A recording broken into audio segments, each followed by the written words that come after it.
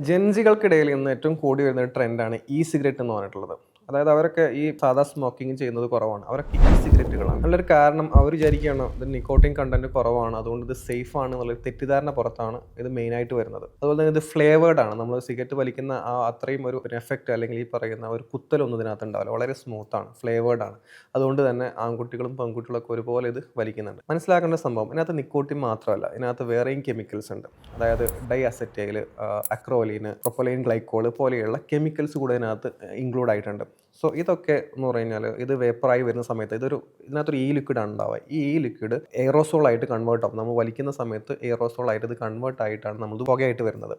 So ഈ aerosol ശ്വസിച്ച് കഴിഞ്ഞ് കഴിഞ്ഞാൽ നമുക്കൊരു പോപ്കോൺ ലങ് എന്ന് പറഞ്ഞിട്ടുള്ള ഒരു ഡിസീസ് വരും. അതായത് നമുക്ക് ഈ COPD, എംഫൈസീമ പോലെയുള്ള വേറൊരു അസുഖമാണ്. നമുക്ക് കുറേ ചുമയും കഫക്കെട്ടൊക്കെ ആയിട്ടാണ് ഇത് വരിക. സോ ഈ പോപ്കോൺ ലങ്ങിലെ ഒരു മെയിൻ കാരണം ഈ സിഗരറ്റിൻ്റെ ഉപയോഗമാണെന്ന് ഓൾറെഡി ഡിറ്റക്ട് ചെയ്തിട്ടുണ്ട്. സോ അതുകൊണ്ട് തന്നെ ഇത് ഇന്ത്യയിൽ ബാൻഡാണ്. ഈ രണ്ടാമത്തെ കാരണം ഇത് ഇന്ത്യയിൽ ബാൻഡ് ആയതുകൊണ്ട് തന്നെ ഇതിനകത്ത് എത്ര നിക്കോട്ടിൻ കണ്ടന്റ് ഉണ്ട് അല്ലെങ്കിൽ ഈ പറയുന്ന കെമിക്കൽസ് എത്രയുണ്ട് എന്നുള്ളത് കൺട്രോൾ ചെയ്യാൻ ഒരു റെഗുലേറ്ററി ബോർഡ് ഇല്ല. അപ്പം നമുക്കൊരു സിഗരറ്റ് നമ്മൾ വലിക്കുന്നുണ്ടെന്നുണ്ടെങ്കിൽ ഒരു സിഗരറ്റിനകത്ത് എത്ര നിക്കോട്ടിൻ ഉണ്ട് എന്നുള്ളത് ഇവിടെ കൺട്രോൾഡ് ആണ്. അതിൻ്റെ ഒരു റെഗുലേറ്ററി ബോർഡ് ഉണ്ട്. സോ നമ്മൾ ഈ വലിച്ച് കയറ്റുന്നത് ഒരു ഭയങ്കര ഡേഞ്ചറസ് ആയിട്ടുള്ള സംഭവമാണ്. നമ്മൾ ഒരിക്കലും ഈ സിഗരറ്റുകൾ നമ്മൾ ഉപയോഗിക്കാൻ പാടില്ല.